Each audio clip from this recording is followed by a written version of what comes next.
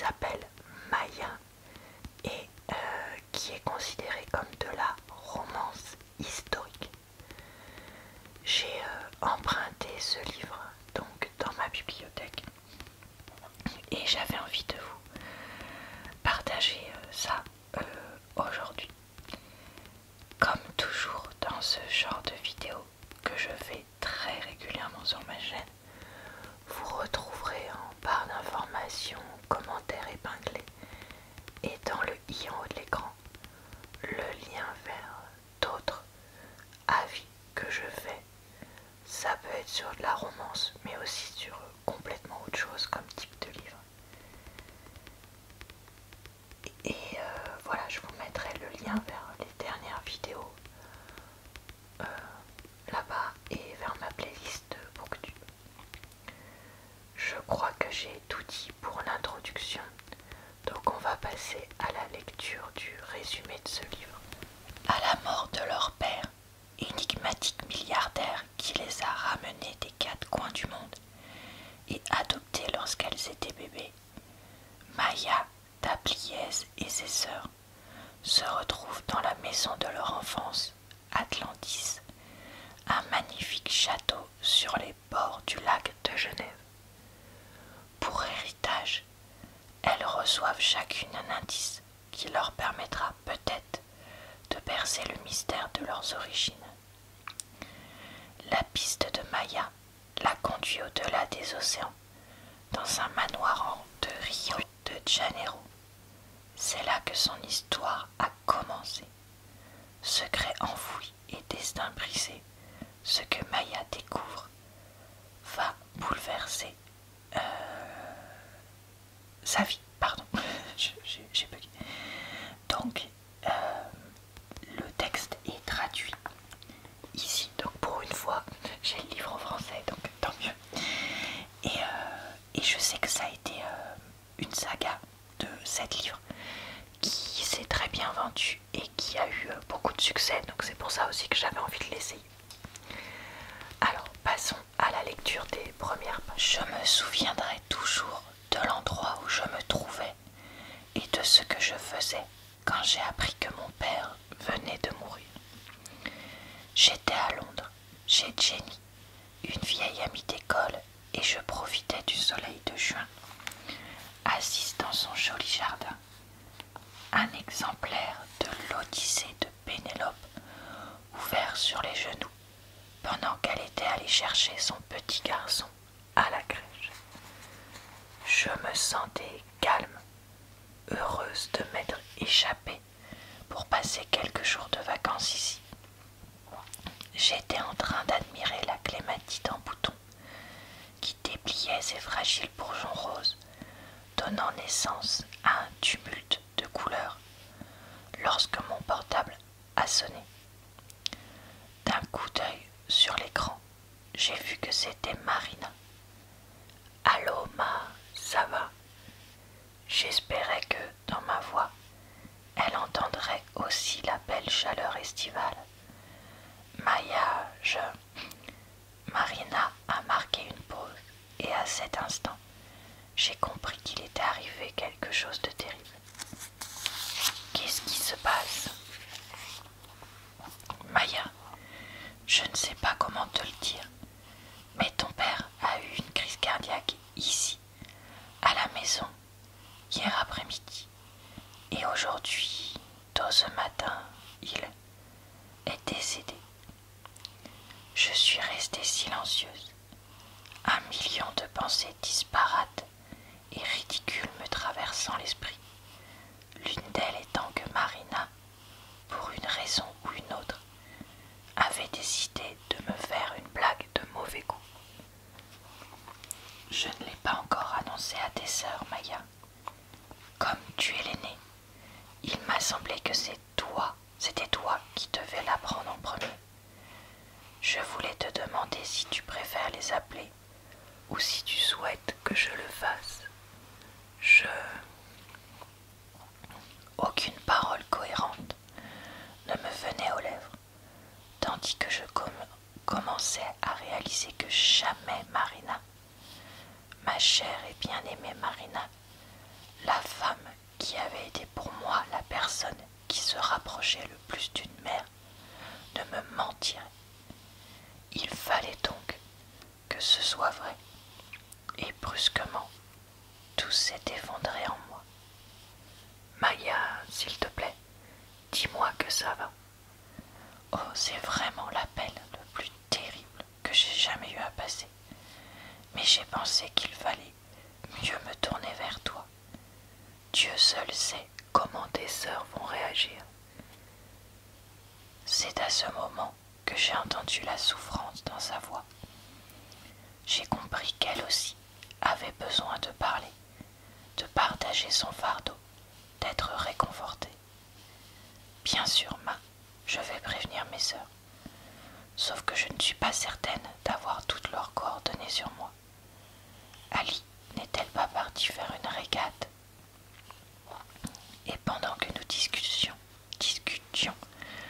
de l'endroit où se trouvait chacune de mes cadettes, comme s'il fallait les réunir pour fêter un anniversaire, plutôt que de pleurer la mort d'un père, la conversation a pris un tour surréaliste. Quand faut-il prévoir l'enterrement à ton avis? Ai-je demandé. Avec Electra à Los Angeles et Ali quelque part en mer, on ne peut certainement pas l'envisager avant la semaine prochaine au plus tôt. Eh bien, j'ai perçu l'hésitation de Marina au bout du fil. Le mieux serait peut-être qu'on en parle toutes les deux quand tu rentreras à la maison. Mais rien ne presse pour l'instant, Maya. Aussi, si tu préfères rester encore un peu à Londres, il n'y a plus rien à faire pour lui, ici. La voix de Marina s'est brisée. Je saute dans le premier avion pour Genève. Je vais téléphoner à la compagnie aérienne et je te donnerai l'heure du vol. Entre-temps, j'essaye de contacter tout le monde. Je suis vraiment désolée, ma chérie, a soupiré Marina. Je sais que tu l'adorais. Oui. L'étrange sérénité que j'avais ressentie pendant que nous débattions des préparatifs m'a soudain abandonné, comme le calme avant la tempête. Je t'appelle plus tard quand je saurai à quelle heure j'arrive. Très bien, Maya, prends soin de toi. C'est un choc terrible. Voilà, je m'arrête là pour la partie lecture. Voilà, je vais maintenant vous partager un avis, un point de lecture intermédiaire sous forme de vlog.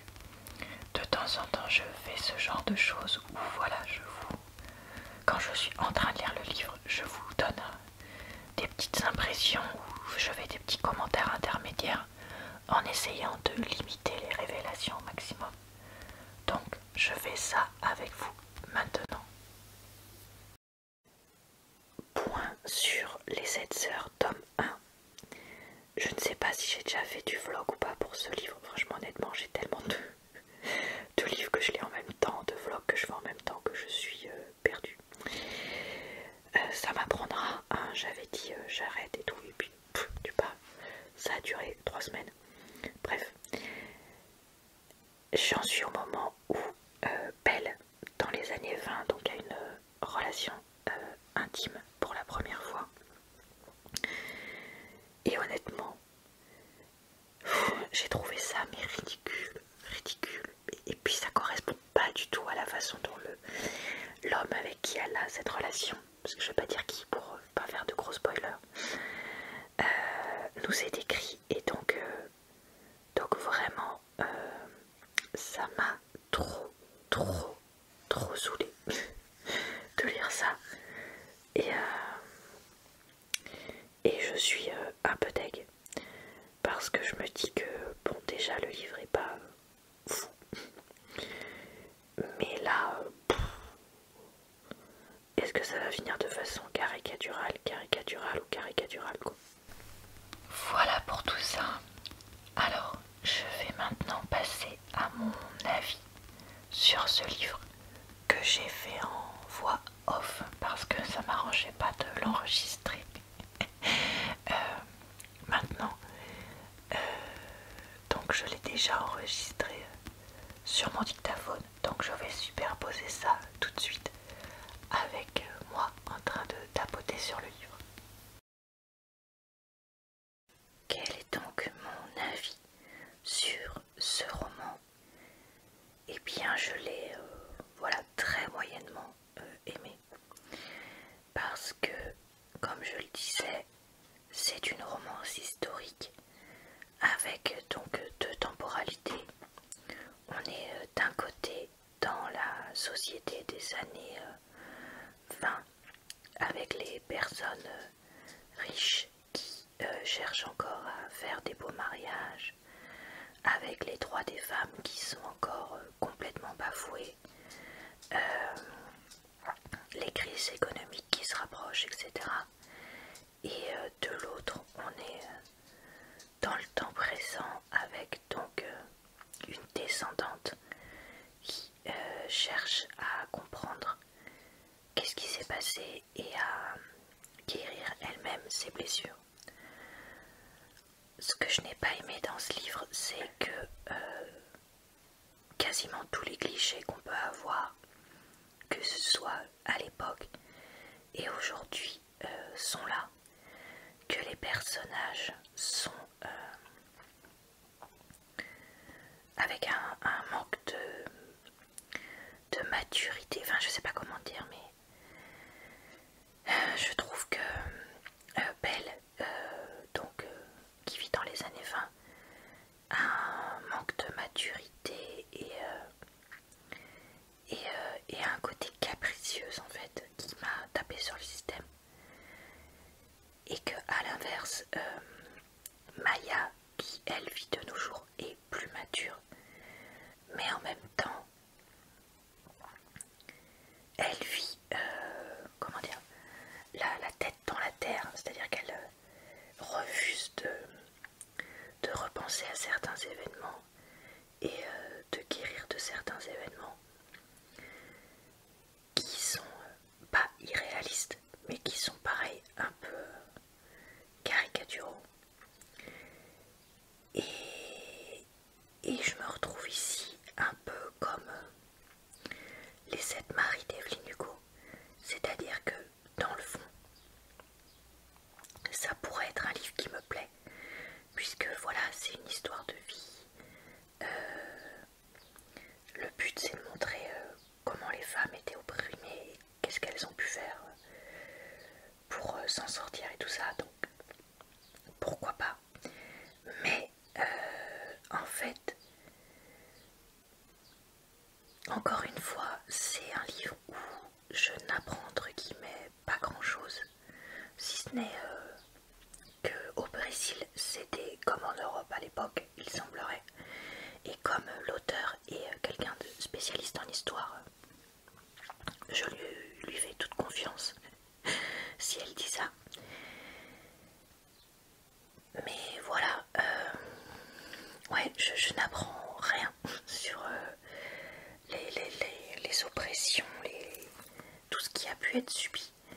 Et encore une fois, je n'arrive pas à apprécier les personnages parce que Belle, voilà, est trop niaise, ce qui peut se comprendre, hein. À l'époque on restait innocente très longtemps, mais quand même. Et donc elle m'énerve beaucoup tout le long du livre, franchement tout le long elle m'énerve. Il y a beaucoup de ces décisions qui ne se comprennent pas parce qu'un coup elle fait ci, après elle fait ci, ça, un coup elle refait ci, après elle refait ça, enfin, son cœur balance entre deux pôles opposés et il n'y a pas de logique dans ce qu'elle fait, je trouve. Et Maya m'énerve aussi parce que voilà, je trouve qu'elle fait trop elle fait trop passif dans sa propre vie et comme j'ai dit, complètement obtus par rapport à son histoire passée, etc. Donc ouais, voilà, j'ai pas accroché. Je vais quand même essayer, je pense, le tome 2 pour voir un petit peu quand c'est un autre personnage de l'histoire et avec une autre, comment dire, une autre société, une autre époque, si ça me plaît plus. Mais là, ouais, pas convaincue du tout, malheureusement pour moi. Je comprends tout à fait pourquoi ce livre peut plaire. Vraiment, il n'y a aucun souci pour que je le comprenne. Mais ce genre de livre, voilà, c'est vraiment pas pour moi. Voilà, et bien c'est tout pour cette vidéo qui j'espère vous a plu, relaxé et aidé à choisir si ce livre était fait pour vous ou vos proches. Je vous retrouve très vite pour de nouvelles vidéos d'avis de livres sur ma chaîne et presque tous les jours pour d'autres types de vidéos.